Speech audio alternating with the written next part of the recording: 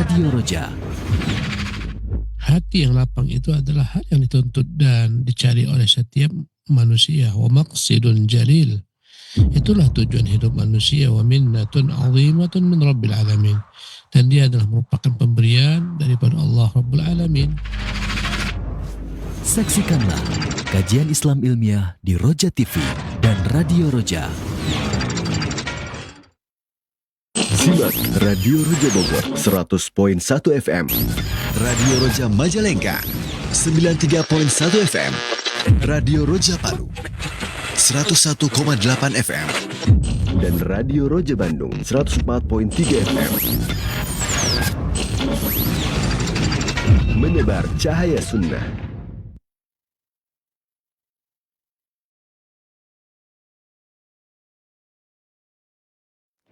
Bismillah, Assalamualaikum warahmatullahi wabarakatuh. Alhamdulillahirrabbilalamin. Wassalatu wassalam ala rasulillah wa ala alihi wa ashabihi wa man tabi'ahum bi ihsanin ila yaumiddin, amma ba'da. Ikhwati Islam wa azakumullah, sahabat Roja dimanapun Anda bisa menyimak siaran kami. Alhamdulillah, di kesempatan Rabu pagi pekan keempat yang berbahagia ini, kembali kita akan simak program kajian ilmiah dalam pembahasan rutin dari 10 sebab yang dapat melapangkan jiwa atau dada, disampaikan secara langsung oleh guru kita Ustadz Abu Fairuz Ahmad Ridwan M.A. Fidhahullah dari Kepulauan Riau, Batam. Dan di kesempatan ini dengan mengangkat tema, kita masuk ke poin yang ke-7 dan ke-8, yaitu sifat pemberani dan penyakit-penyakit hati. Nah, ikhwati Islam wa azakumullah, setelah penyampaian materi, silahkan nantinya Anda dapat bergabung bersama kami untuk bertanya seputar pembahasan di line telepon 0218236543 atau pertanyaan melalui pesan singkat di cas WhatsApp di nomor yang sama 0218236543. Berikut kita akan simak penjelasan materi yang akan disampaikan. Selanjutnya kita persilakan kepada Al-Ustadz. Falyatafaddal mashkura Ustadz. Jazakallah khairan. Bismillahirrahmanirrahim. Alhamdulillahirabbil alamin wal aqibatu lil muttaqin fala udwana illa 'alal zalimin. Asyhadu an la ilaha illallah wahdahu la syarika lah, al malikul haqqul mubin, wa asyhadu anna Muhammadan abduhu wa rasuluhu as-sadiqul wa'dil amin. Amma ba'du, rabbi shrah li sadri wa yassir li amri wa hlul 'uqdatam min lisani yafqahu qawli. Allahumma alhimna rusydana wa qina syurura anfusina. Rabbana zidna ilma warzuqna fahma wa amalan mutaqabbala. Para pemirsa Roja TV dan para pendengar Radio Roja dimanapun Anda berada, semoga Allah Subhanahu wa Ta'ala senantiasa memberkahi kita, memberkahi waktu-waktu kita, memberkahi umur-umur kita, keluarga, dan harta-harta kita. Pada kesempatan pagi yang penuh keberkahan ini, kita akan lanjutkan mengkaji kembali kitab yang ditulis oleh Syekh Abdul Razak, 10 sebab-sebab yang dapat melapangkan dada. Pada pagi hari ini kita akan memulai penjelasan sebab yang ke-7, kemudian dengan izin Allah kita lanjutkan dengan sebab ke-8. Berkata Syekh Abdul Razak hafizahullah, as-sababus sabi' asy-syaja'atu. Sebab yang ke-7 adalah sifat berani. Maka sebab yang dapat melapangkan jiwa seseorang mukmin adalah sifat pemberani. Dalam agama kita, sifat pemberani ini sangatlah terpuji. Dan dalam agama kita, sifat penakut itu sangat tercela. Karena itulah Nabi yang mulia SAW berlindung daripada sifat takut ini. Wa'udzubika minal jubni wal bukhli. Itu doa Nabi SAW. Ya Allah, aku berlindung daripada sifat pengecut dan kikir. Maka ini adalah dua hal yang senantiasa beriring. Di mana ada sifat pengecut, akan ada di sana sifat kikir. Kebalikannya, di mana ada sifat pemberani, akan ada sifat dermawan. Allahu Akbar. Lihatlah bagaimana orang-orang yang kikir tersebut, bagaimana dia akan menjadi seseorang sosok yang pemberani. Sementara dia sangatlah kikir untuk berkorban bagi manusia. Ya, Jangankan dia akan mengorbankan jiwanya, dan itulah sang pemberani, dia rela berkorban, dia rela mengorbankan hartanya, jiwanya. Tapi orang kikir jangankan mengorbankan jiwanya, mengorbankan hartanya saja pun dia enggan. Ya, untuk membela keyakinannya. Oleh karena itulah setiap orang-orang kikir pasti bersarang dalam dirinya sifat bakhil, tamak, kikir. Ya, setiap orang-orang pemberani akan bersarang pada dirinya sifat karam, mulia, dermawan.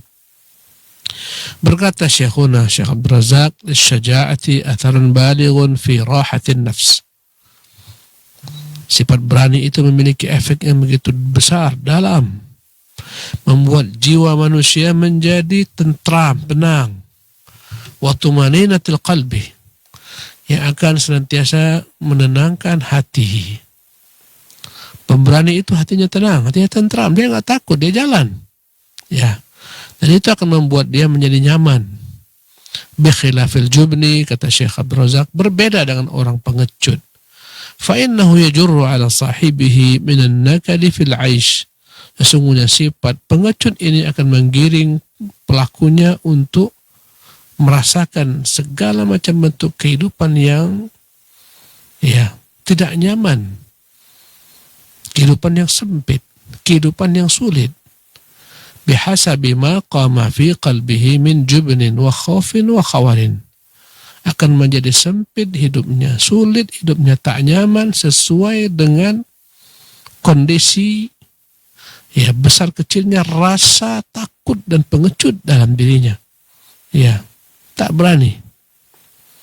Wa auhamin adkhalah ala nafsi, disebabkan dengan berbagai macam bentuk ketakutan-ketakutan yang sebenarnya dia sendiri yang memasukkan ke dalam jiwanya rasa takut tersebut. Walau wujudlah fil haqiqati wal waqi', padahal ketakutan itu pada hakikatnya hanyalah merupakan bayang-bayang, tak ada nyata, tidak realita, tidak fakta, hanya perasaan semata. Ya. Banyak sekali orang-orang memiliki sifat pengecut ini tak nyaman hidupnya. Melakukan tindakan apapun dia khawatir, takut. Ya, akhirnya dia tidak beraktivitas, dia tidak mendatangkan hal yang positif, dia terkurung dalam ketakutan jiwanya. Mau ngajak orang kepada perbuatan baik, amar ma'ruf, takut nanti dicela, nanti dicemooh, nanti dibenci. Mau melarang orang daripada perbuatan kemungkaran juga takut, nanti dicela, dicemooh, dibenci. Ya, akhirnya dia diam, bungkam, padahal dia sebenarnya mampu untuk menegakkan amar ma'ruf, mencegah nahi mungkar. Tapi gara-gara sifat pengecut ini, dia tak berani. Dia diam, dia bungkam. Inilah efek daripada sifat pengecut. Apalagi dikatakan dalam rangka berjihad, menjunjung tinggi agama Allah Subhanahu wa Ta'ala. Lihatlah bagaimana sikap orang-orang munafik bila disuruh jihad. Kalau andai kata mereka diajak Nabi berjihad, mereka bersembunyi dengan segala macam uzur alasan. Masing-masing akan datang kepada Nabi SAW memberikan segudang daripada alasan. Inna buyutana aurah, diantaranya Allah menyebutkan dalam Al-Quran. Ya, mereka mengatakan, ya Rasulullah, mohon maaflah kami nggak bisa ikut perang. Kenapa? Di rumah kami itu nggak ada yang jaga, nggak ada laki-laki. Inna buyutana aurah, kami takut nanti rumah kami terserang karena orang jahat datang. Wa ma hiya bi'auratin yuriduna illa firara. Sebenarnya rumahnya nggak ada masalah, tapi mereka ingin lari daripada peperangan. Yang paling dahsyat ketakutannya adalah kaum munafikin. Takut sekali mereka. Mereka sudah mati dalam ketakutan sebelum mereka mati beneran.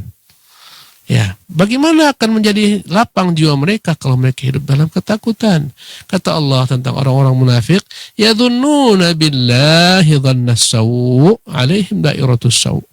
Mereka senantiasa berprasangka negatif kepada Allah, suudzon kepada Allah Subhanahu wa Ta'ala. Akhirnya dampaknya suudzon itu menyerang diri mereka sendiri. Ya. Maka Islam mengajarkan umatnya agar jadi sosok yang berani tampil, berani bertanggung jawab, berani berkorban demi ide-idenya yang mendukung agamanya yang tinggi. Lihatlah para ulama, Ahmad bin Hanbal rahimahullah, lihat sosok bagaimana Ahmad begitu beraninya. Subhanallah. Tak takut apapun dalam menegakkan kebenaran. Dipanggil penguasa, didera, dicambuk, dipenjara, diancam mau dibunuh. Subhanallah. Ya. Sampai-sampai Al-Ma'mun mengirim surat agar Ahmad dibawa, Ahmad mau dipenggal kepalanya. Ya, setelah dipenjara berbulan-bulan, dia disuruh agar dibawa dari penjaranya, ya, menuju khalifah kala itu. Ya. Maka di tengah jalan Ahmad bin Hanbal berdoa kepada Allah agar jangan sampai jumpa dengan wajah khalifah. Allah matikan Al-Ma'mun. Sehingga Ahmad kembali kepada penjaranya. Datang khalifah berikutnya, ya, Al-Mu'tasim. Datang khalifah berikutnya, Al-Wathiq. Semuanya mereka senantiasa meneror Ahmad bin Hanbal, memaksa sampai-sampai Al-Gujur keletihan memukul Ahmad bin Hanbal rahimahullah. Dia katakan, udahlah Ahmad, nyerahlah, aku sudah capek mukulin kau ini. Tapi Ahmad tetap dengan ketegarannya. Mengapa? Keberanian. Jiwa yang pemberani. Allahu Akbar. Maka orang-orang yang berani akan tenang hidupnya, tentram. Kau tengok bagaimana orang misalnya memiliki sifat takut. Mau pergi safar takut, naik pesawat takut pesawat jatuh, naik kapal takut kapal tenggelam, naik bus nanti takut bus tabrakan, naik kereta api takut nanti tabrakan, kecelakaan. Apa jadinya? Tak jadi apapun juga. Gara-gara sifat pengecut. Ya, mau berusaha takut rugi, mau mencoba ini nanti takut ada tantangannya. Alangkah sempitnya hidup para pengecut. Tak mendatangkan kebaikan apapun, tidak kebaikan dunianya, tidak pula kebaikan akhiratnya. Beda dengan orang yang pemberani. Dia tanggung segala macam resiko dan dia pegang teguh janjinya, cita-citanya. Yang penting sampai tujuannya, apapun caranya. Meski misalnya dia harus berkorban, mengorbankan segala-galanya, dia siap. Itu sosok pemberani. Setiap orang-orang besar nggak akan kau dapati mereka memiliki jiwa yang kerdil pengecut, enggak. Pasti mereka memiliki jiwa-jiwa yang luar biasa beraninya. Subhanallah. Keberanian bukan karena tubuhnya hebat, karena fisiknya kuat, berotot, kekar, bukan itu keberanian. Ya, berapa banyak orang yang luar biasa, tubuhnya kuat, otot, masya Allah, tabarakallah, tapi tak berani menyuarakan kebenaran, tak berani menanggung risiko menyuarakan kebenaran. Ya, takut dengan celaan manusia dan semacamnya. Subhanallah. Berkata Syekh Abdul Razak rahimahullah, "Wasyaja'atu atharun min athari quwwatil iman." Sifat berani adalah merupakan efek dari sekian jumlah efek, ya, kuatnya iman. Semakin kuat iman seseorang, semakin dahsyat keberaniannya. Tak takut lagi apapun juga. Ialah para sahabat-sahabat. Ya, apa kata salah seorang sahabat ketika berjumpa dengan Raja Romawi, ya, Al-Mughirah bin Syu'bah. Apa kata Mughirah kepada sang raja? Aku datang dengan membawa satu kaum yang mereka lebih cinta kematian daripada kehidupan, sebagaimana kalian cinta kepada kehidupan daripada kematian. Kata Mughirah, ini aku bawa orang nekat semua ini. Ya, mereka memang cari kematian di sini. Mereka cari syahid di sini. Mereka lebih mencintai kematian sebagai syuhada daripada kalian mencintai kehidupan dunia. Allahu Akbar. Bagaimana akan dapat dikalahkan kaum semacam ini? Subhanallah. Jadi yang namanya keberanian adalah efek daripada kekuatan iman. Berani berkorban, berani berinfak, berani bersedekah. Dia adalah bagaimana berani Abu Bakar Siddiq. Kenapa? Karena dia paling kuat imannya. Dia yang paling berani. Dia infakkan seluruh hartanya di jalan Allah Subhanahu wa taala. Efek daripada keberanian. Orang yang takut berinfak, yang bakhil karena dia pengecut jiwanya, kerdil, takut dengan Allah Subhanahu wa taala, tak akan memberikan baginya sedikit pun. Ya, ganti daripada apa yang dia keluarkan. Orang-orang berani segala-galanya dia siap korbankan. Jangankan harta jiwanya yang paling mahal pun dia korbankan untuk suatu kebenaran yang diyakini. Itu sikap berani. Ya, subhanallah. Maka Islam mengajarkan orang menjadi sosok-sosok yang berani, bukan menjadi sosok yang pengecut. Ya, mau berbuat ini takut dicela, berbuat itu takut dicela, enggak. Ya. Jadi berani adalah merupakan efek daripada kuatnya iman wa husnis silati billah.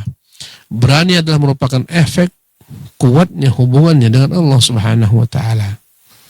Orang yang lemah hubungan dengan Allah SWT, datanglah berbagai macam bentuk ketakutan dalam jiwanya. Banyak orang takut hidup, banyak orang takut nikah pun takut. Sempit dadanya.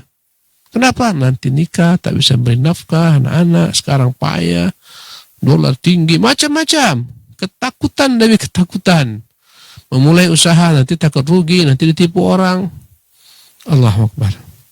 Tapi orang yang yakin kepada Allah, semuanya sudah Allah takar rezeki manusia, semua sudah Allah tanggung rezeki manusia, nggak takut. Ya, orang mengatakan jangan pergi ke pulau sana, di sana banyak orang-orang jahat. Ya, di sana banyak orang-orang yang ahli dalam menyihir manusia. Dia berangkat, dia katakan Bismillah, tawakkaltu ala Allah. Dengan nama Allah aku bergantung kepada Allah. Selesai, berani dia. Ya. Jadi kata Syekh Abdul Rahman Razak, fakullama zada imanul abdi wasilatuhu billah. Manakala iman seseorang hamba dan hubungannya dengan Allah Subhanahu wa taala semakin mendalam, maka zadat syaja'atuhu, semakin dahsyat pula keberaniannya. Jadi dua hal yang akan membuat manusia berani. Satu, imannya kepada Allah. Yang kedua, kuatnya hubungannya dengan Allah Subhanahu wa taala. Ya, banyak orang nggak berani hidup. Apalagi zaman sekarang ini. Kau lihatlah, banyak pemuda-pemuda takut menikah dengan segala macam resikonya, sehingga dampaknya, efeknya apa? Efeknya banyak anak-anak gadis yang nggak didatangi laki-laki untuk dinikahin. Akhirnya banyak gadis-gadis yang menua. Subhanallah. Gara-gara apa? Laki-laki banyak pengecut dalam bab ini. Takut nggak makan, takut nggak memberi nafkah, macam-macam. Subhanallah. Efek daripada sifat apa? Sifat pengecut. Tengok orang-orang dulu, subhanallah, dalam bab ini 14 tahun nikah, 16 tahun nikah, 12 tahun perempuan dinikahkan, yang menikahinya 14 tahun, 16 tahun. Orang tua kita kenapa berani bertanggung jawab? Anak sekarang kuliah S1, usia sudah 25, 26, 27, takut. Allahu Akbar, efek daripada iman yang kurang. Allahu Akbar. Lihat bagaimana para sahabat. Zaid bin Harithah punya anak bernama Usama, 18 tahun disuruh Nabi pergi sana, bawa pasukan besar. Ya, perangi kaum Romawi, umurnya 18 tahun. Subhanallah. Tengok anak 18 tahun sekarang apa yang mereka bisa. Pandainya mejeng, kecuali Allah rahmati tentunya. Bukan semua mereka. Pandainya kumpul-kumpul dengan kawan kopdar, ngebut sana, ngebut sini. Sebagian bahkan terprosok dalam jurang-jurang kebinasaan, narkoba, zina, hidup bebas, kumpul kebo, ya dan billah. Ini semua jiwa-jiwa yang pengecut, bukan jiwa yang pemberani. Kadang-kadang pemberaninya pemberani dalam kebatilan. Rame-rame berani serang sekolah lainnya. Anak mahasiswa, bahkan anak remaja, SMA, STM, bawa celurit, rame-rame serang. Ini jiwa pengecut. Para pembegal itu adalah orang paling pengecut. Kau lihat pembegal, bawa celurit, bawa parang, yang dia bantai siapa? Orang yang tak sama sekali punya persiapan, dari belakang langsung membegal. Coba berani dia, satu demi satu, tanding gak berani. Jiwa-jiwa pengecut. Gara-gara narkoba menjadi jiwa pengecut. Beraninya bawa senjata. Sementara orang tangan kosong, di mana keberanian mereka? Gak ada. Pengecut. Mencari nafkah dengan yang halal, pengecut, takut. Lebih gampang membegal, akhirnya membegal. Mana ada kita katakan mereka pemberani? Semua pengecut. Na'udzubillah min dzalik. Maka Islam mengajarkan kau menjadi sosok pemberani, wahai pemuda. Berani untuk memperjuangkan kebenaran yang kau yakini, ya, yang didukung dengan agamamu, sejumlah dalil daripada kitabullah dan sunnatul Rasulullah. Perjuangkanlah dia. Kata beliau, wa qawiya qalbuh, semakin kuat iman, semakin dahsyat hubungan dengan Allah, semakin kuatlah hati. Maka salah satu yang dapat menguatkan hati adalah iman kepada Allah Subhanahu wa taala. Kau tengok berbagai macam dampak buruk gara-gara takutnya kepada Allah Subhanahu wa taala, tak memberikan rezeki kepada manusia, tak berbuat baik kepada manusia. Banyak orang korban. Ya. Terganggu jiwanya, ODGJ. Sebagian mereka itu ODGJ kenapa? Gara-gara sifat takut gagal dalam hidupnya, gagal tinggal kekasihnya, subhanallah, gagal tak dapat kekuasaan yang ingin diraihnya, stres, subhanallah. Ini semua jiwa-jiwa yang pengecut, yang kerdil. Dianggapnya itulah segala-galanya. Banyak orang, alhamdulillah min dzalik, gara-gara gagal, frustasi, ya putus cinta, mati, bunuh diri. Ini orang pengecut. Ya Allah, ya Rahman, ya Karim. Dunia tidak selebar daun kelor. Ya, gara-gara satu perempuan yang mau bunuh diri. Hidup ini begitu indah, begitu luas daripada engkau dipersempit dengan seorang perempuan yang mengecewakanmu. Subhanallah. Jadi Islam ini begitu kuat membimbing umatnya menjadi sosok yang berani. Kau tengoklah bagaimana beraninya para sahabat dalam perang-perang melawan kaum kafirin. Mengapa? Karena iman. Ya, berjumpa dengan orang yang tinggi besar, mereka tak takut. Ya. Ketika perang melawan Persia, mereka menggunakan gajah-gajah besar. Kaum muslimin nggak takut. Mengapa? Iman bersarang. Kalau mati syahid.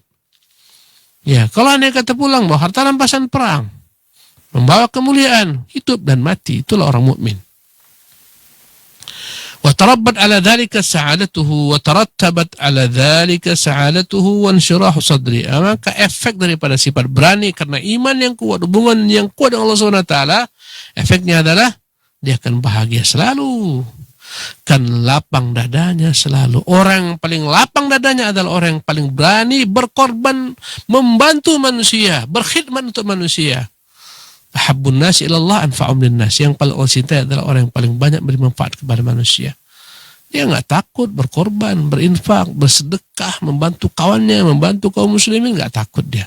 Sehingga lapang hatinya, tentram jiwanya. Orang-orang senang, gembira bersamanya karena dia berjuang. Ya, berupaya untuk membahagiakan manusia. Luar biasa. Pemirsa yang dimuliakan oleh Allah Subhanahu wa taala. Wa qad qala Allah taala, dan Allah Subhanahu wa taala berfirman, "Innama dzalikumus syaitan yukhawwifu awliya'ahu fala takhafuhum wa khafuni in kuntum mu'minin." Surah Al-Imran ayat 175. Allah mengatakan, innama dzalikumus syaitan, ketahuilah kaum mukminin itu mereka semua adalah merupakan syaitan-syaitan. Yukhawwifu awliya'ahu, mereka ingin menakut-nakuti wali-wali Allah Subhanahu wa taala. Ya.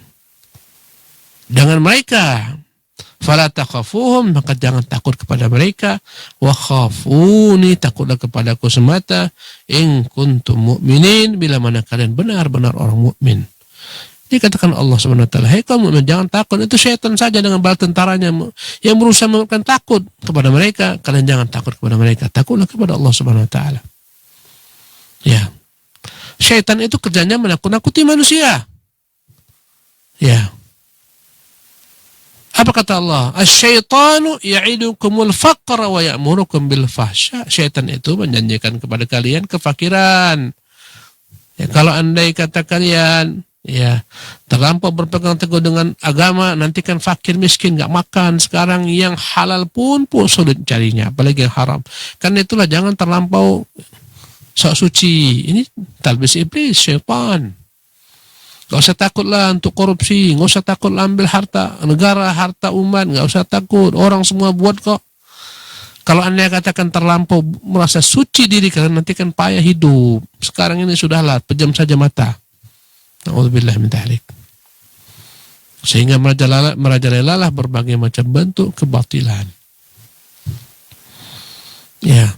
Jadi Allah mengatakan dalam Al-Quran, itu syaitan-syaitan sengaja ingin memberikan takut. Takut untuk berjuang, takut untuk berjihad, maka jangan takut kepada mereka, takutlah kepada Allah bila benar kalian beriman. Ya. Ini kerja syaitan, membuat orang takut.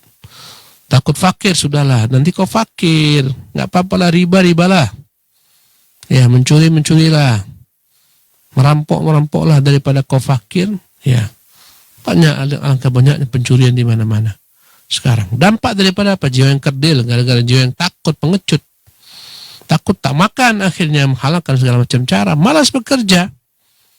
Ya, bukan pemberani itu, mereka pengecut semua itu. Harta orang yang lagi lalai diambil, kan pengecut namanya. Ya, Para maling itu pengecut, para koruptor itu pengecut, semua pelaku maksiat mereka pengecut. Bukan pemberani mereka, ya dan billah.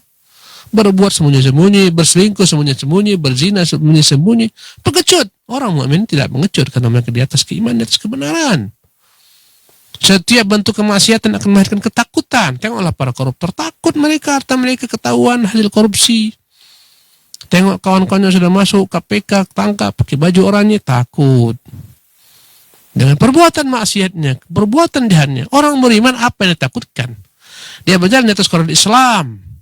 Yang dikatakannya hak, yang diperbuatnya hak, ada dalilnya, ada ajarannya, ada sunnahnya. Apa yang ditakutkan? Ya, subhanallah. Yang takut tuh ahlul bid'ah. Ahlul bid'ah takut. Ketika tanya, apa dalilnya? Dia bungkam. Tak ada dalil. Ya, untuk menutupi kejahilannya, dia akan marah. Jangan tanya-tanya dalil lah, ini untukmu. Jangan tanya-tanya dalil. Mengapa? Sudah mentok, nggak punya jawaban. Takut berdialog. Takut diberitahukan kepadanya kebenaran. Takut dibacakan kepadanya wahyu Quran. Takut mereka. Paling takut dibacakan sunnah Nabi SAW. Mereka paling takut yang namanya sabda Nabi SAW. Kullu bid'atin dhalalah wa kullu dhalalatin finnar. Paling takut mereka. Kok bisa jangan dibaca itu sama sekali. Maka khutbah-khutbah kalau anda kata dengan kullu bid'atin dhalalah, mereka paling anti. Padahal itu Nabi yang mengucapkan. Mengapa? Karena takut dengan konsekuensi kebenaran. Takut dikucilkan, takut dijauhi. Sementara masyarakat yang sakit, yang banyak ini menyelisih sunnah, takut dengan masyarakat nanti akan menterornya, meninggalkannya. Subhanallah, efek begitu banyak daripada rasa takut. Subhanallah. Ahlus sunnah nggak ada takut mengamalkan satu kebenaran yang dia yakini. Allahu Akbar, difitnah segala macam, dipanggil ketika ditanya, apa yang kau lakukan ini? Dia katakan, yang kau lakukan ini, dasarnya ini, dalilnya ini. Dia tenang, tentram, aman. Dituduh, difitnah, macam-macam. Dia merasa nggak salah, maju terus. Subhanallah. Wasahha anin Nabi sallallahu alaihi wasallam, berkata Syekh Abdul Razak, wasahha anin Nabi sallallahu alaihi wasallam annahu kana katsiran ma yata'awwadzu billah. Terdapat dalam keterangan hadis-hadis yang sahih dari Nabi SAW bahwa beliau banyak berlindung kepada Allah minal jubni wa minal bukhli, daripada sifat pengecut dan daripada sifat kikir. Dua penyakit yang menghancurkan jiwa manusia adalah sifat kikir dan pengecut. Subhanallah. Ya. Berkata Nabi yang mulia SAW, Allahumma inni a'udzubika minal hammi wal hazan wa a'udzubika minal jubni wal bukhl wa a'udzubika min ghalabatid daini wa qahrir rijal. Ini 6 penyakit. 2 di antaranya yang dibicarakan sekarang. Penyakit kikir dan penyakit pengecut. Semuanya itu abang adik saja dia. Semuanya beriring-iring. Yang pertama, Allahumma inni a'udzubika minal hammi wal hazan. Ya Allah, aku berlindung kepadamu daripada al-hammu dan al-hazan. Al-hammu dalam bahasa Arab adalah galau, karena kekhawatiran, takut masa depannya yang suram, kegagalan dalam hidup, takut gagal rumah tangga, gagal asmara, gagal usaha. Akhirnya dia pikirkan, sedih, murung, galau. Ini namanya hammun. Ini penyebab banyak orang masuk rumah sakit jiwa. Menderita, stres. Ya, dari stres pikiran, stroke badannya. Allahu Akbar, luar biasa dampaknya. Dampak daripada penyakit takut ini. Takut masa depan yang tak cerah. Kalau dia mukmin, dia bergantung kepada Allah. Dia yakin Allah nggak akan pernah menzaliminya. Dia akan berupaya secara maksimal sesuai yang Allah perintahkan. Setelah itu dia serahkan hasilnya kepada Allah. Ini penyakit pertama, al-hammu. Al-hazan, ke belakang. Ya, memikirkan apa yang telah terjadi dulu, dia menyesal. Mengapa dulu ku buat ini? Kalau dulu nggak ku buat, nggak seperti ini. Dipikir-pikirkan masa lalu yang suram, kegagalan masa lalu. Dia pikir-pikirkan, mengapa aku dulu mau menerimanya sebagai istri? Mengapa aku mau menerima lamarnya sebagai suami? Mengapa? Akhirnya seperti ini. Mengapa dulu aku masuk di sini? Mengapa aku kerja di situ? Mengapa dulu usaha ini aku mulai? Segala macam yang terluput daripadanya masa lalunya yang suram, diingat-ingat, dikenang-kenang. Akhirnya bersedih. Kata orang sekarang nggak bisa move on dari masa lalunya. Nah, dampaknya apa? Dampaknya stres, depresi. Ini 2 penyakit yang abang beradik dia. Alhamdulillah, takut akan masa depan yang suram. Al-hazan, sedih atas masa lalu yang telah berlalu. Allahu Akbar. Allahumma inni a'udzubika minal hammi wal hazan wa a'udzubika minal ajzi wal kasal. Ini abang adik pula. Ya Allah, aku berlindung kepadamu daripada sifat ajaz. Apa ajaz? Lemah. Dan dia akan senantiasa berabang adik dengan sifat kasal, malas.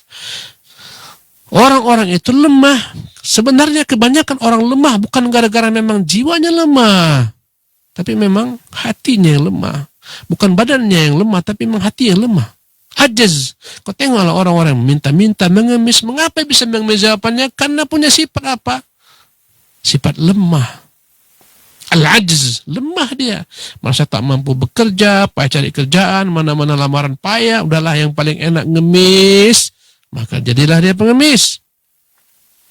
Sebagian langsung dengan mengadakan tangan, minta-minta mengemis. Sebagian ambil alat-alat musik, apakah gitar kah atau apakah, pukul-pukul, minta-minta dia berjalan. Ini orang-orang yang subhanallah terkena penyakit ini. Apa dia? Ajiz. Apa itu ajiz? Lemah.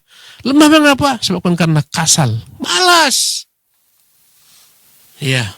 Mengapa dia tak berusaha? Mungkin punya penyakit tadi, karena takut nanti usahanya gagal, begini payah, kerja payah, melamar payah, udahlah yang paling gampang mengemis, ya dan billah. Praktis, nggak ada modal. Ya, na'udzubillah min dzalik. Ini penyakit semua. Ini penyakit yang ketiga, keempat. Yang kelima, yang keenam, wa'udzubika minal jubni wal bukhli. Ini yang kita bahas. Ya Allah, aku berlindung kepadamu daripada penyakit al-jubnu wal bukhl. Pengecut dan kikir. Ini juga abang beradik dia. Di mana ada penyakit kikir, di situ ada penyakit pengecut. Di mana ada penyakit pengecut, di sana ada penyakit kikir. Ini adalah sepadan saja, beriringan, bergandeng-gandengan. Dua hal yang terakhir, wa'udzubika min ghalabatid dain wa qahri rijali. Allah, aku berlindung kepadamu jangan sampai aku ini takluk, menjadi hina gara-gara hutang.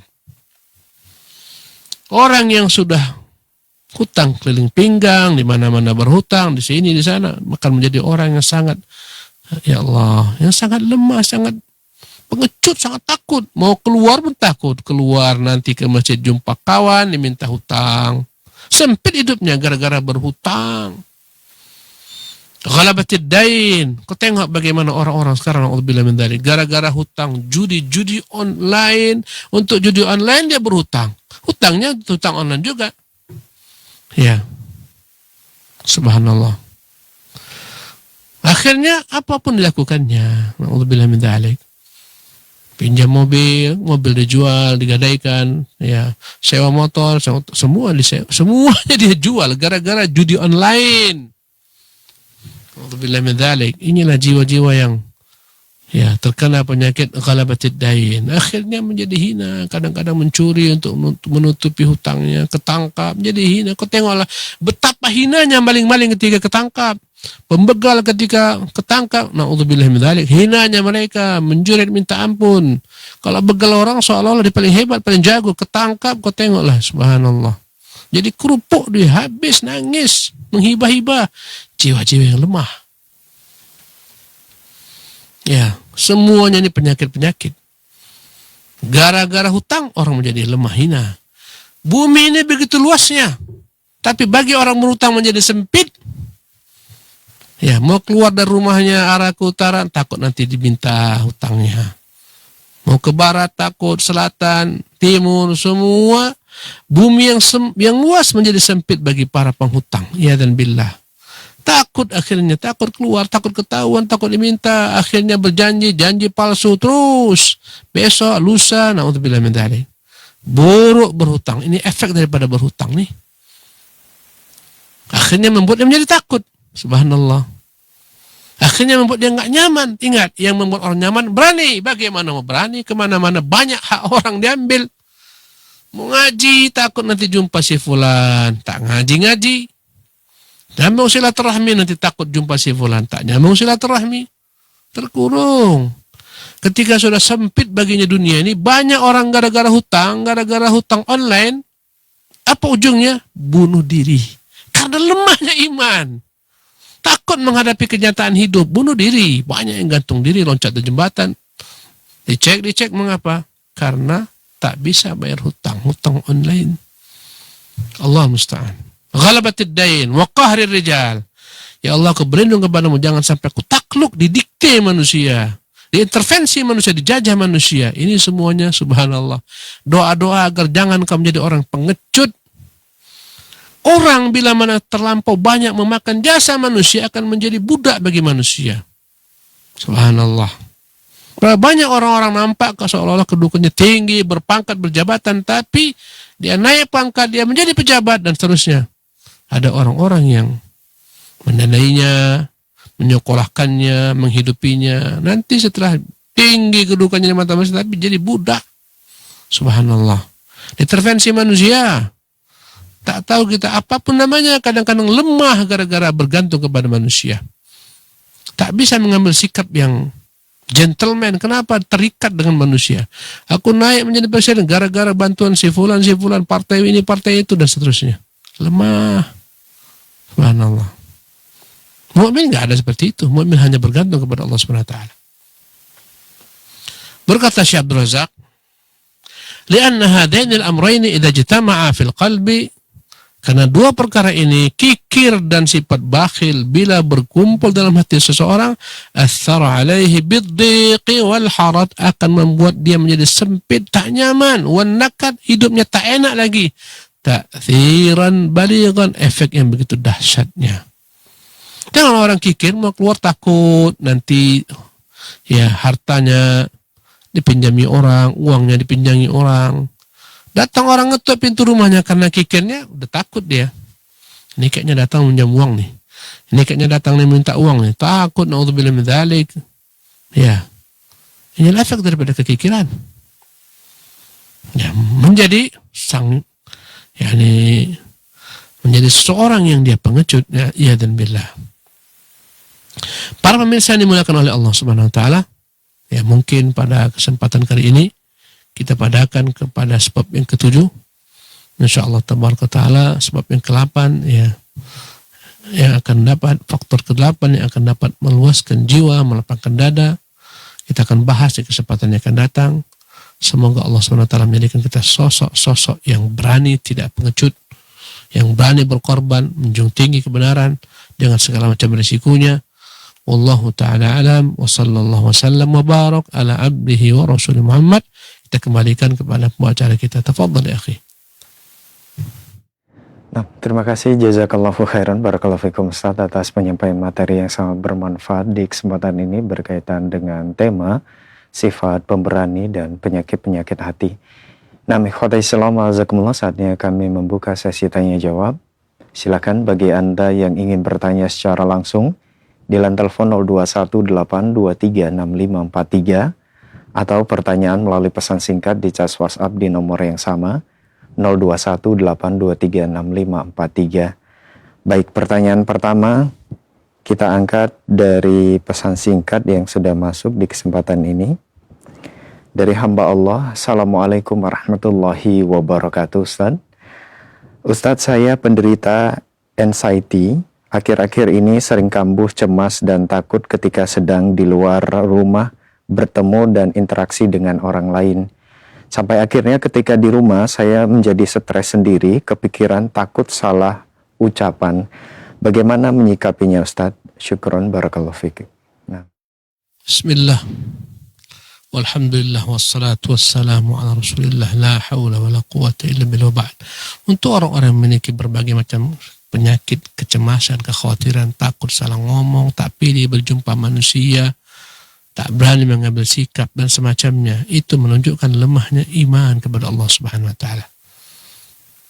Maka jawabannya, subhanallah, sebenarnya dia nggak perlu mencari berbagai macam terapi dengan manusia, pergi ke psikiater sana, psikiater sini. Di dalam agama kita ini luar biasa. Agama ini mengajarkan, subhanallah, agar senantiasa berhusnudzan kepada Allah Subhanahu wa taala, berprasangka baik kepada Allah Subhanahu wa taala. Orang yang dia hanya ingat Allah, bergantung hanya kepada Allah, takut hanya kepada Allah, apa yang dia takutkan? Manusia nggak ada yang takutkan, kecil di matanya. Mau jumpa pejabat, jumpa aparat, jumpa konglomerat, baginya enggak. Ini makhluk sepertiku. Aku enggak hidup daripada mereka, aku hidup daripada Allah. Aku bergantung kepada Allah Subhanahu wa Ta'ala. Apa yang harus kutakutkan? Dia bicara apa adanya. Subhanallah. Oleh karena itulah, untuk orang yang menderita berbagai macam penyakit, kecemasan, cemas, khawatir, takut berjumpa manusia, minder, subhanallah, perbaiki iman, perkokoh iman, perkuat iman, perteballah iman Anda kepada Allah Jalla wa'ala. Pelajari siapa Allah, Tuhan yang kau sembah, apa nama-namanya, apa sifat-sifatnya, membuat engkau akan semakin yakin, pede. Saya beri contoh. Engkau mengimani satu nama Allah saja, Ar-Razzaq, akan membuat hatimu tentram. Ini saya beri contoh nih. Orang sekarang lagi gonjangannya khawatir, heboh, dolar sekian puluh ribu. Ya, mata uang anjlok, macam-macam. Nah, ini naik, bahan bakar naik, itu naik. Subhanallah. Dia khawatir tak dapat rezeki. Padahal semua rezeki Allah yang menanggungnya. Wa min dabbatin fil ardi 'ala Allah wa ma min dabbatin fil ardi illa 'ala Allah rizquha ya'lamu mustaqarraha mustaudaha. Tak ada makhluk melata di muka bumi ini kecuali Allah yang menanggung rezekinya. Allah tahu di mana dia, Allah SWT tempatkan rezeki-rezeki tersebut. Di mana Allah tempatkan dan kapan Allah akan keluarkan. Kau yakin Allah punya nama Ar-Razzaq, kau nggak takut mau dolar naik, mau dolar turun, itu semua rezeki. Ya, bila mana Allah mudahkan bagiku rezeki, selesai. Dari dulu kita hidup, alhamdulillah sampai saat ini kita masya Allah hidupkan dengan berbagai macam turun naiknya ekonomi di negeri kita. Ini dolar dari 2000 menjadi 2000, 2500 awal muasal dulu. Naik menjadi 17.000, 16.000, turun menjadi 7.000, naik lagi, subhanallah. Kita tetap kita. Ya, hidup tetap hidup karena memang masih ada ajal kita. Ya, beriman dengan apa yang dikatakan Nabi sallallahu alaihi wasallam. Berkata Nabi Allah, nafata Jibrilu fi rawi annahu lan tamuta nafsun hatta tastawfi rizqaha. Wajalah Jibril membisikkan ke dalam hatiku bahwasanya enggak akan mati seseorang selama rezekinya masih ada dan ajalnya masih ada. Dia pasti akan dapat rezeki. Selama andai kata rezekinya masih ada, maka akan ada ajalnya. Tak akan pernah satu jiwa meninggal sampai dia menyempurnakan terlebih dahulu rezekinya dan ajalnya. Mengapa engkau takut? Orang khawatir berlebihan, stres. Ya, stres menghadapi masa depan. Ini ekonomi suram, nanti begini begitu. Ya Allah, ya Rahman, ya Karim. Ya, itu semua Allah yang menentukan. Memang ada sebagian disebabkan karena dosa-dosa manusia, hilang keberkahan, Allah cabut keberkahan sehingga akhirnya morat-marit suatu umat karena mereka durhaka, tak pandai bersyukur, semuanya karena dosa manusia. Subhanallah. Ya, kemudian mengeluh juga kepada manusia. Ya. Datanglah kepada Allah, ketuklah pintu Allah Subhanahu wa taala. Gonjang-ganjing harga begini begitu, berkata Nabi yang mulia sallallahu alaihi wasallam. Ketika sahabat-sahabat merasa kesulitan pada masa mereka naik harga-harga. Ya. Ghalas si'ru fi ahdi Rasulillah, kata Anas, naik harga di masa Rasulullah SAW. Maka mereka para sahabat mendatangi Nabi berkata, ya Rasulullah, sa'ir lana ya Rasulullah. Tolonglah stabilkan harga ini untuk kami. Ini harga pada naik. Kata Nabi, innallaha wal musa'irul qabidul basitur razik. Kata Rasulullah, sesungguhnya Allah lah yang menetapkan harga. Semuanya dengan hukum pasar. Jika barang-barang banyak, permintaan kurang akan menjadi murah itu harga. Sekarang lagi musim durian, musim rambutan. Mana-mana durian murah, rambutan murah. Kenapa? Banyak barang. Allah wal musa'ir, Allah yang menetapkan harga. Bila mana barang sedikit, permintaan banyak akan menjadi mahal. Rupiah anjlok, naik dolar, semuanya ada sebab dan akibat. Hilang kepercayaan orang luar, investor, mereka sibuk, mereka membeli misalnya dolar, mereka tinggalkan rupiah, jadi naik harga dolar, melemah rupiah. Subhanallah. Di sana ada sebab daripada perbuatan-perbuatan manusia, tapi semuanya enggak keluar daripada ketentuan Allah. Kata Rasulullah, Al-Qabidul Basid, Allah lah yang menyempitkan, Allah yang meluaskan. Ar-Razik, Allah yang beri rezeki. Kenapa kau takut? Subhanallah, ini efek daripada iman kepada Allah Subhanahu wa taala. Wahai Anda yang terkena penyakit was-was, khawatir, takut, minder, bicara takut kepada manusia, pertebal imanmu, pahami Tuhanmu, kenali nama-namanya, sifat-sifatnya. Tadi baru kita bahas berapa nama Allah, Ar-Razik, Al-Basit, Al-Qabid, baru 3 nama. Bagaimana kalau nama-nama Allah terus kita bahas? Apa yang kau takutkan? Rezekimu ada di tangan Allah Subhanahu wa taala. Apa yang kau takutkan? Maka kata Allah, fala takhafuhum, jangan takut manusia. Wa khafuni, takut kepadaku. Ini iman. Wallahu ta'ala alam. Terima kasih, jazakallahu khairan, barakallahu fikum Ustaz atas jawaban yang disampaikan. Semoga bermanfaat untuk penanya. Nah, ikhwati Islam, jazakumullah. Masih kami buka kesempatan bagi Anda yang ingin bertanya secara langsung di line telepon 0218236543. Baik, terputus. Kita coba angkat kembali pertanyaan melalui pesan singkat dari Pak Ian di Cibubur. Assalamualaikum warahmatullahi wabarakatuh, Ustaz. Ustaz, bagaimana cara seseorang mengukur apakah keberanian yang dimilikinya lahir dari keimanan atau justru dari kesombongan dan rasa percaya diri yang berlebihan? Mohon nasihatnya, Ustaz. Syukron. Bismillah, alhamdulillah, wassalatu wassalamu ala rasulillah, la hawla wa la quwata illa billah, wa ba'd. Bagaimana mengukur ini keberanian lahir daripada iman, atau ini lahir daripada kesombongan, atau lahir daripada kesembronoan? Ya, tak memikirkan efek ke depan. Ya, nekat. Kita katakan keberanian itu bukan nekat. Ya, jangan disamakan keberanian dengan nekat. Itu para pembegal bukan berani, itu nekat. Para perampok itu orang-orang nekat. Para koruptor itu orang nekat, bukan orang berani, itu nekat. Subhanallah. Jadi, dari mana kita tahu ini keberanian muncul daripada iman? Dilihat daripada, apa yang akan kau lakoni? Apa yang menjadi target dalam hidupmu? Apa yang kau perjuangkan? Ya. Bila mana yang kau perjuangkan al-haq, kebenaran, agama Allah, meninggikan kalimatnya, engkau siap berkorban untuknya, dan engkau selalu bergantung kepada Allah Subhanahu wa taala dalam segala macam upayamu, ikhtiarmu, ini adalah berani, dan ini yang terpuji. Kau punya cita-cita besar. Ya, kau rela korbankan segala-galanya untuk mencapai cita-citamu. Kau rela korbankan waktumu, hidupmu, bahkan nyawamu kau korbankan. Itu pemberani yang positif. Subhanallah. Ya. Tapi bila mana seseorang itu bergantung dengan ilmunya, bergantung dengan titelnya, pangkatnya, jabatannya, mengatakan ini gampang semua, aku ahlinya, aku punya ilmu, aku punya titel, aku punya gelar, lupa kepada Allah Subhanahu wa taala, tak ingat Allah Subhanahu wa taala, melupakan Allah Subhanahu wa taala, bergantung dengan dirinya, ini bukan berani, ini sombong. Firaun itu bukan berani, tapi sombong.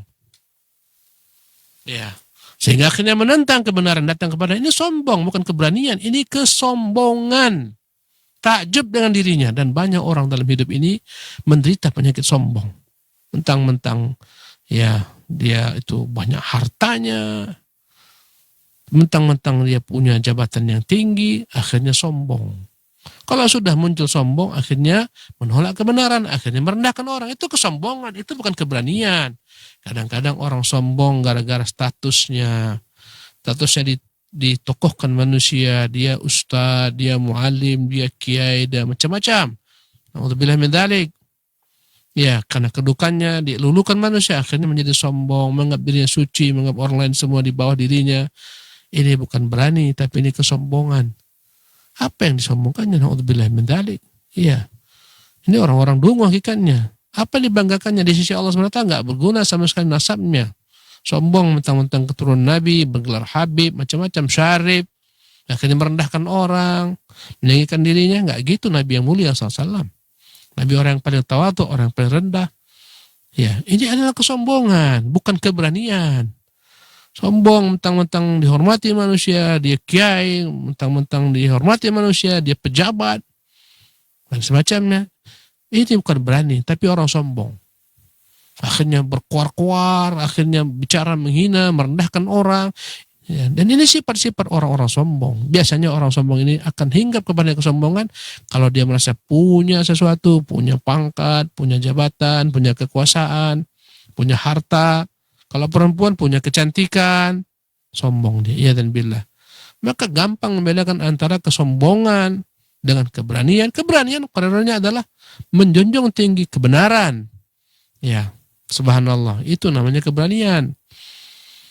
Dalam bab usaha, usahanya halal, dia berusaha untuk sampai kepada targetnya dalam usaha ini, maka dia kerjakan semua, dia lakukan semua yang dalam agama dihalalkan. Ini pemberani.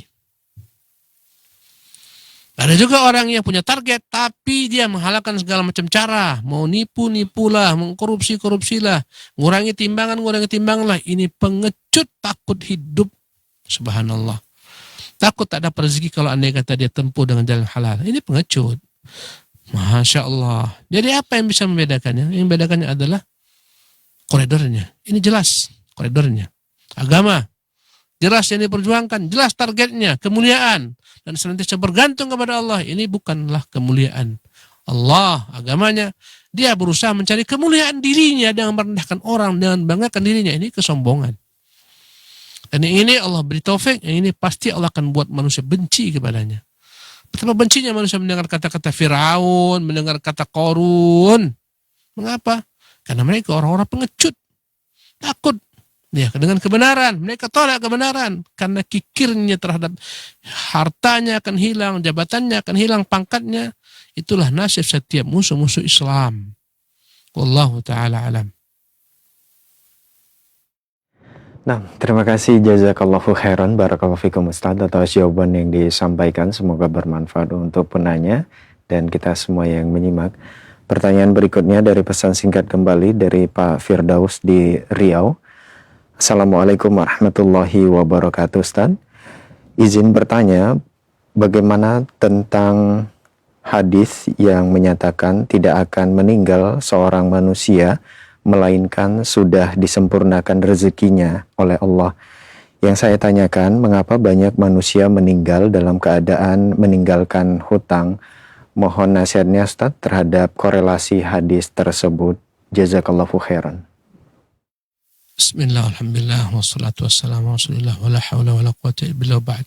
Kata Nabi, nafatha Jibril fi ra'i, Jibril membisikkan ke dalam hatiku, annahu lan tamuta nafsun, bahwa sesuatu jiwa tidak akan mati hatta tastawfiya rizqaha, sampai dia mengambil secara utuh rezekinya, wajalah, sampai sempurna umurnya yang ditentukan Allah SWT, baru dia akan mati. Ya, ada jelas ya bahwasanya rezeki itu akan habis ketika orang meninggal dunia, nggak ada lagi rezekinya habis. Ya, nggak ada lagi umurnya habis. Adapun realita yang ada di lapangan, sebagian orang meninggal dan dia meninggalkan hutang. Ya, apa korelasi dengan hadis tersebut? Saya katakan nggak ada korelasinya. Orang itu untuk menghasilkan rezeki, kadang-kadang dengan jalan jual beli yang cash, kadang-kadang dengan jalan jual beli yang hutang. Ya, dalam agama kita berhutang nggak ada masalah. Ya, selama memang hutang itu dapat kau bayar. Selama memang kamu bertanggung jawab untuk melunasinya, membayarnya, nggak ada masalah. Ya, dan itu nggak ada hubungan dengan yang namanya rezeki. Hutang itu bagian dari rezeki. Allah berikan kau rezeki melalui jalur hutang.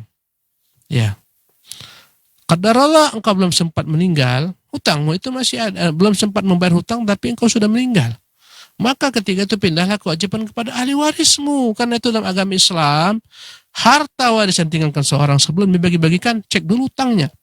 Andai kata ada hutangnya, bayar hutangnya. Andai kata bersisa, baru dibagikan kepada ahli waris. Nabi kita yang mulia SAW, ketika meninggal, masih Rasulullah meninggalkan hutang. Dia berhutang beberapa bentuk daripada bahan makan pokok yang dia pinjam dari salah seorang Yahudi. Untuk mengamankan hutang tersebut, Nabi menggadaikan pada Yahudi tersebut baju besi Nabi Sallallahu Alaihi Wasallam. Tergadai baju besinya Sallallahu Alaihi Wasallam. Ketika Rasulullah meninggal, dia masih punya hutang yang belum dibayar. Akhirnya dilunasi oleh ahli waris Rasulullah SAW hutangnya. Jadi nggak ada korelasi antara yang namanya rezeki itu akan berakhir bila mana ajal telah datang dengan orang yang meninggal dan masih meninggalkan hutang. Ya, itu adalah merupakan rezeki yang dia dapatkan dengan berhutang. Andai kata belum dilunasi, maka kewajiban pindah kepada ahli waris untuk mengambil daripada harta warisannya untuk menutupi hutang-hutangnya. Ya. Dan Nabi yang mulia sallallahu alaihi wasallam pada prinsipnya selalu mewanti-wanti umat agar jangan sampai meninggalkan hutang yang nanti tak dia bayar atau tak terbayar.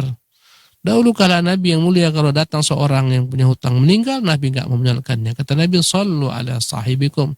Ya, suruh salatkan orang ini. Suruh sahabat-sahabat menyalahkannya, saya enggak menyalahkannya. Ya, karena Nabi mengancam orang. Kata Nabi, seseorang yang mati dalam keadaan berjuang syahid akan diampunkan semua dosa-dosanya kecuali kalau dia punya hutang. Menunjukkan betapa bahayanya hutang. Ya. Oleh karena itulah, bila mana memang seseorang terpaksa harus berhutang, nggak ada masalah. Tuliskan wasiat kepada ahli waris, kepada kerabat dekat. Aku punya hutang sekian-sekian, kalau aku mati tolong lunasi hutang. Itu nggak ada masalah. Dan nggak ada hubungan dengan rezekinya. Kalau dia sudah meninggal, habislah rezekinya. Nggak ada lagi yang bisa dimakannya, nggak ada yang bisa dinikmatinya. Itu maknanya. Orang meninggal selesai, nggak ada lagi apapun yang bisa dinikmatinya dari dalam hidup ini. Karena hidupnya sudah selesai. Itu maknanya. Ya, dan dia tidak akan pernah meninggal kecuali memang setelah Allah cukupkan baginya rezekinya, telah Allah cukupkan baginya umurnya. Wallahu ta'ala alam. Nah, jazakallahu khairan, barakallahu fikum Ustaz atas jawaban yang disampaikan. Semoga bermanfaat untuk penanya. Nah, ikhwatal Islam wa'azakumullah, masih kami buka kesempatan bagi Anda yang ingin bertanya secara langsung di line telepon 0218236543. Silakan. Assalamualaikum. Waalaikumsalam warahmatullahi wabarakatuh. Dengan Ibu siapa, di mana? Ibu Aryani di Majalengka. Ibu Aryani di Majalengka, silakan. Izin bertanya Ustadz, ini mengenai sholat istikharah Ustadz. Itu kapan waktunya kita melakukan sholat istikharah dan doa apa saja yang kita panjatkan Ustadz. Terus yang kedua, bagaimana dengan saya ini Ustadz? Terkadang saya masalah sholat ini Ustadz, terkadang saya lalai Ustadz. Itu bagaimana Ustadz? Apakah kalau saya lalai dalam mengerjakan sholat, itu sholatnya tidak terima Ustadz? Mohon nasihatnya Ustadz. Terima kasih. Assalamualaikum. Waalaikumsalam warahmatullahi wabarakatuh. Silakan Ustadz. Nah. Bismillah, alhamdulillah, wassalatu wassalamu rasulullah, wala hawla wala quwwata illa billah. Ada dua pertanyaan. Yang pertama tentang sholat istikharah. Kapan dikerjakan? Bagaimana cara mengerjakannya?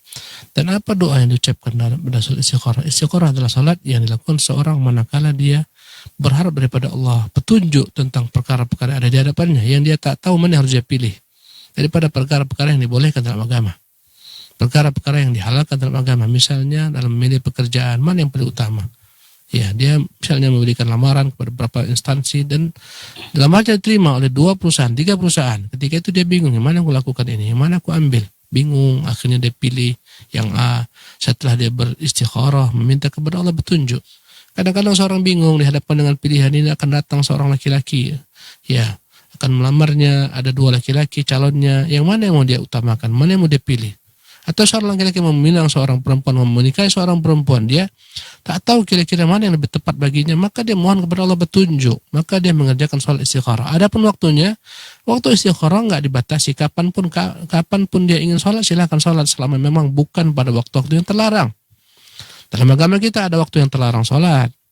Misalnya ketika matahari di atas kepala, ketika mau tenggelam matahari, ketika mau terbit matahari, maka tunggu. Ya, ketika dibolehkan engkau sholat, maka sholatlah. Baik ketika siang, baik ketika malam, ketika tengah malam, kerjakan sholat. Kerjakan sholat 2 rakaat. Ya. Setelah itu engkau berdoalah kepada Allah SWT. Baik berdoa ketika sujud atau setelah sholat, silakan, nggak ada masalah. Dan doa yang diajarkan Nabi yang mulia SAW ada, silakan dicari. Ya, banyak sekarang, gampang untuk mencarinya. Nabi yang mulia SAW mengajarkan kita untuk berdoa. Ya, dalam sholat istikharah.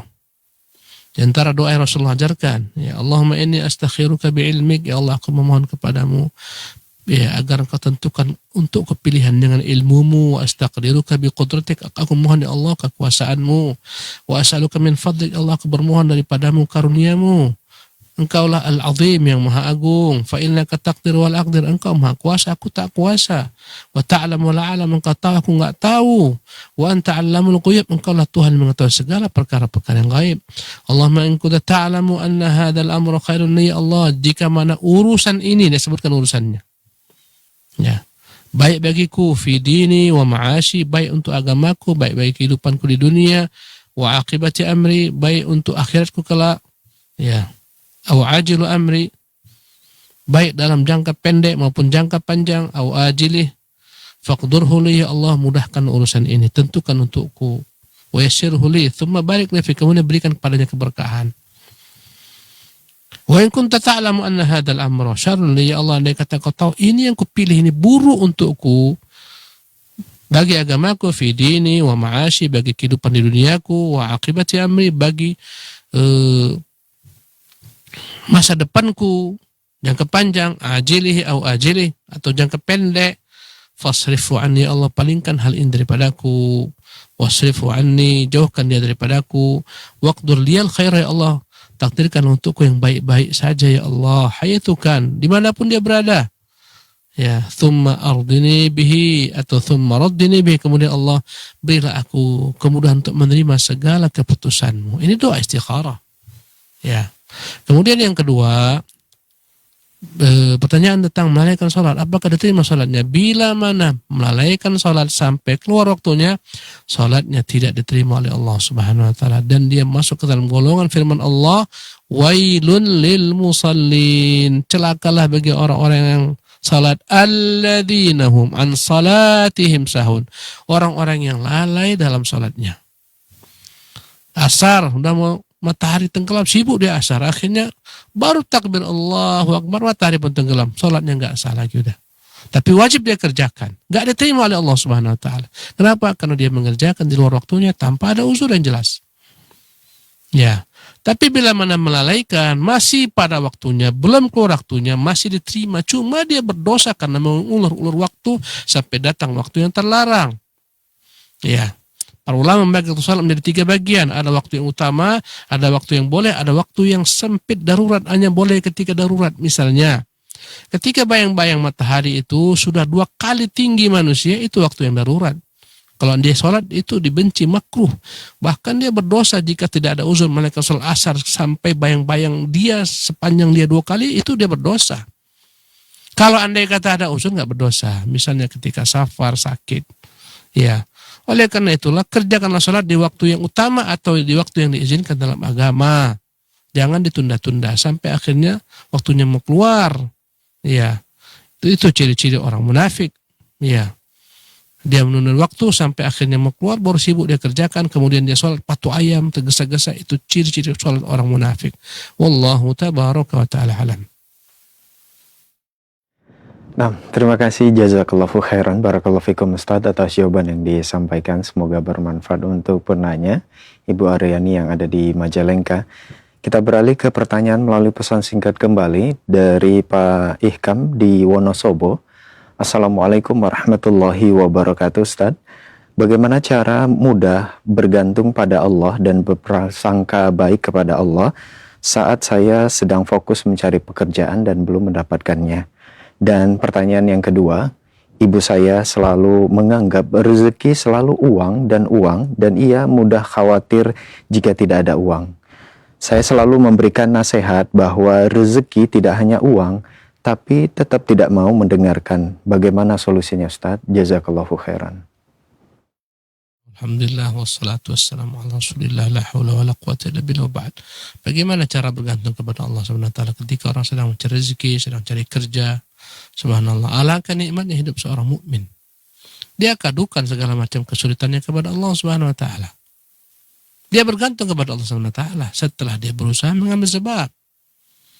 Dan dia adalah efek daripada bergantung kepada Allah Subhanahu wa taala. Kata Allah, "Wa man yatawakkal 'ala Allahi fahuwa hasbuh." Siapa yang bertawakal, menyerahkan urusannya kepada Allah, maka Allah mencukupinya.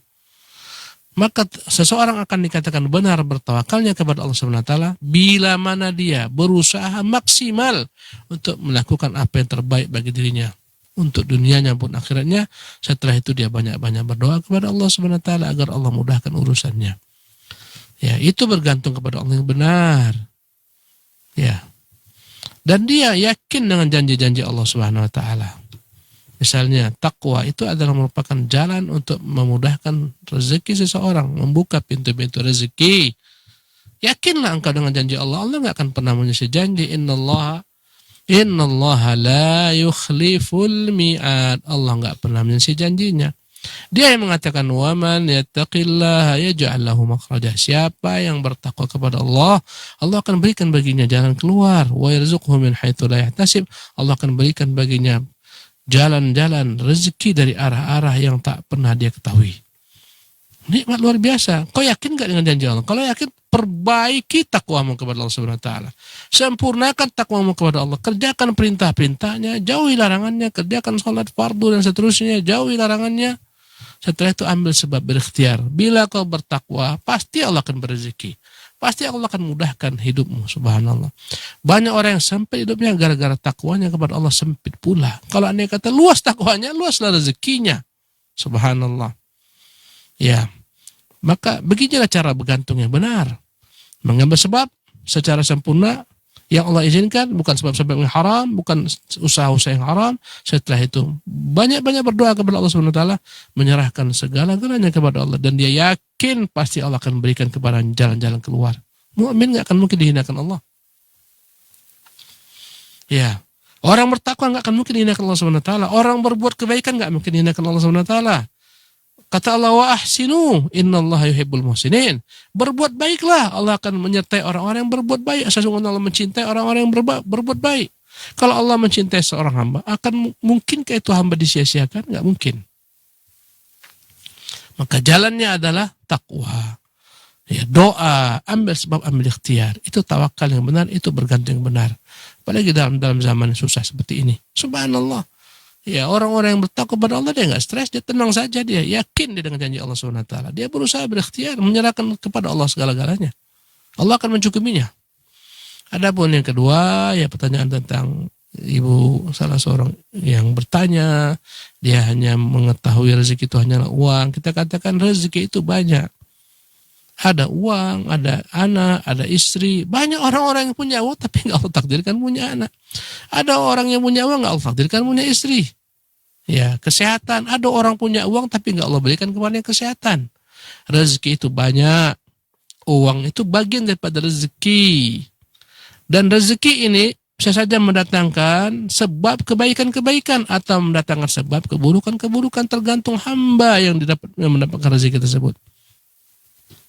Allah mengatakan wa asbagha alaikum ni'amahu zahiratan wa batinatan. Dialah yang telah memberikan kepada kalian nikmat-nikmatnya yang zahir maupun yang batin.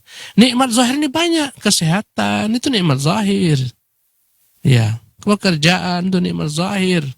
Nikmat batin lebih banyak lagi bila mana orang meyakininya. Nikmat Islam itu nikmat yang paling besar, rezeki paling besar, rezeki Islam, rezeki iman. Rezeki memahami sunnah, rezeki mengamalkan sunnah, rezeki mengerjakan salat lima waktu, itu luar biasa dibandingkan orang yang rezekinya melimpah ruah dalam bab harta, tapi lalai mengerjakan salat waktu, nggak ada guna baginya hartanya. Subhanallah. Bila mana orang dalam ketaatan, itulah rezeki yang paling baik, meski rezeki dunianya nggak banyak. Cobalah kita perhatikan Nabi kita yang mulia SAW. Ketika meninggal masih ada utangnya. Padahal Nabi SAW bagi-bagi harta rampasan perang luar biasa. Dia bagi-bagi kepada para petinggi-petinggi Quraisy, Ghatafan, masing-masing 100 ekor unta, dan dia tidak ambil, sallallahu alaihi wasallam. Ya, Nabi orang paling baik, Nabi orang paling kaya, tapi dia nggak mau harta kaya tersebut menumpuk di rumahnya, enggak, dia bagi-bagikan kepada manusia. Suatu ketika dia salat, setelah salat langsung dia sallallahu alaihi wasallam berzikir sebentar, terbang langsung menuju rumahnya. Sahabat heran, kenapa Nabi tergesa-gesa? Akhirnya Nabi mengatakan, tadi aku ingat ada sekian daripada harta yang harus kubagi-bagikan. Aku belum sempat bagikannya, aku takut sampai akhirnya aku bagi-bagikan terlebih dahulu. Sallallahu alaihi wasallam. Ya. Jangan salah paham, namanya uang itu bagian rezeki yang belum tentu mendatangkan kebaikan. Tengok para koruptor tuh, apa kurang uangnya? Tapi masih korupsi. Kebaikan enggak, keburukan baginya. Alhamdulillah min dzalik. Kebaikan itu bila mana engkau dalam ketaatan kepada Allah Subhanahu wa taala, bila mana hartamu mendatangkan keberkahan, itu adalah kebaikan. Ya, bila mana anak istrimu, waktumu semuanya mendatangkan kebaikan, itulah kebaikan, itulah rezeki yang paling utama. Wallahu ta'ala alam. Nah, terima kasih jazakallahu khairan barakallahu fikum Ustaz atas jawaban yang disampaikan. Semoga bermanfaat untuk penanya dan kita semua yang menyimak. Pertanyaan terakhir di kesempatan ini Ustaz dari pesan singkat kembali dari Pak Abdullah di Bogor. Assalamualaikum warahmatullahi wabarakatuh Ustaz. Mengapa keberanian untuk mengakui kesalahan dan meminta maaf seringkali jauh lebih sulit dibandingkan keberanian menghadapi tantangan fisik yang berat? Mohon nasihatnya Ustaz, terima kasih. Saya kembali mengulang-ulang mengatakan bahwasanya keberanian itu yang menjadi motor penggeraknya adalah iman. Tengok para ulama, mereka mudah rujuk ketika diingatkan, mereka rujuk, saya kembali daripada fatwa saya. Ya, ini salah, saya keliru, saya khilaf. Apa payahnya? Mengapa mereka bisa? Karena imannya kuat kepada Allah. Yang mereka cari kebenaran. Ketika salah mereka menyampaikan kebenaran, diingatkan mereka terima. Kenapa? Jiwa mereka besar. Subhanallah. Orang yang paling payah untuk memperbaiki kesalahan adalah orang-orang yang kerdil imannya. Takut dia nanti kata orang bodoh, kata orang dia itu tak pintar, kata orang kok salah, akhirnya dia ngeyel. Inilah keburukan. Ya. Kembali kepada kebenaran. Ar-ruju' ilal haq khairun minat tamadi fil batil, lebih utama daripada tetap di atas kebatilan. Banyak orang-orang yang Allah SWT bukakan padanya pintu ilmu mengenai kebenaran, tapi dia tak berani mengamalkannya. Alasannya kenapa? Nanti kok ini kita amalkan, kita akan disingkirkan orang nih. Dijauhi orang ini, kita menghadapi arus besar, orang-orang semua berbeda sama kita. Inilah jiwa-jiwa yang kerdil, jiwa-jiwa yang penakut. Kadang-kadang itu hinggap pada sebagian orang-orang yang diberikan Allah ilmu padanya. Dan inilah seburuk-buruk manusia. Dia tahu kebenaran tapi dia nggak pegang gara-gara resiko yang dia takutkan. Allahu Akbar, belajar banyak hal. Belajar di kota Nabi, belajar di Madinah, belajar di Saudi, belajar di mana-mana. Di Mesir belajar, tapi ketika pulang dia ingin menyuarakan kebenaran, bahaya. Mengapa? Bertentangan dengan masyarakatnya, dengan orang banyaknya. Akhirnya dia pun ikut dengan mereka ini gara-gara jiwa yang pengecut. Mengapa bisa demikian? Karena kerdilnya iman. Pertebal imanmu, kau akan mengatakan kebenaran, akan kau merujuk kepada kebenaran. Subhanallah. Bila mana imanmu kokoh kuat, engkau enggak lihat orang lagi dengan orangnya, tapi kebenaran dibawa. Andai kata dia tak membawa kebenaran kau akan tinggalkan. Subhanallah. Inilah perkataan para ulama-ulama kita. Berkata sebagian ulama, guru kita itu kita cintai, tapi kebenaran lebih kita cintai daripada guru kita. Subhanallah. Ini jiwa-jiwa yang sudah terdidik dengan iman. Wallahu ta'ala alam. Nah, terima kasih jazakallahu khairan barakallahu fikum Ustaz atas jawaban yang disampaikan. Semoga bermanfaat untuk penanya. Dan mungkin ada sebagai ikhtitam atau penutup, silakan Ustaz. Alhamdulillah wa ba'du, para pemirsa yang Allah muliakan. Ya, hidup ini indah, hidup ini nikmat, tapi untuk orang beriman. Dengan imanlah akan menjadi lapang dadanya, tentram jiwanya. Iman yang akan membuat dia menjadi kokoh dalam menghadapi ujian. Iman yang akan membuat dia menjadi orang-orang yang berani menanggung risiko, berani perjuangkan kebenarannya. Subhanallah. Oleh karena itulah, bila mana kau ingin hidup beriman, bila mana kau ingin hidup menjadi tenang, tentram, damai, perkokohlah imanmu. Akan muncul segala macam kebaikan-kebaikan dengan iman yang kokoh. Akan muncul keberanian, akan muncul kedermawanan, dan seterusnya. Wallahu ta'ala alam. Wa sallallahu wasallam wa barak ala abdihi wa rasulih Muhammad. Wassalamualaikum warahmatullahi wabarakatuh. Waalaikumsalam warahmatullahi wabarakatuh. Terima kasih jazakallahu khairan barakallahu fikum kepada guru kita Ustaz Abu Fairuz Ahmad Ridwan MA Fidahullah. Semoga apa yang telah kita simak dengarkan menjadi tambahan ilmu yang bermanfaat, dan kita pun berusaha untuk mengamalkan dalam kehidupan kita sehari-hari dari ilmu kebaikan yang kita dapatkan. Dan semoga nasihat yang disampaikan menjadi pengingat bagi kita untuk senantiasa memohon kepada Allah agar dianugerahi hati yang bersih, kuat, dan berani dalam menegakkan kebenaran. Amin ya rabbal alamin. Kami yang bertugas pamit undur diri. Mohon maaf atas segala khilafan. Terima kasih. Jazakumullahu khairan wa barakallahu fikum atas kebersamaan Anda. Wabillahi taufiq wal hidayah. Subhanaka Allahumma wa bihamdika asyhadu an la ilaha illa anta astaghfiruka wa atubu ilaik. Wassalamualaikum warahmatullahi wabarakatuh.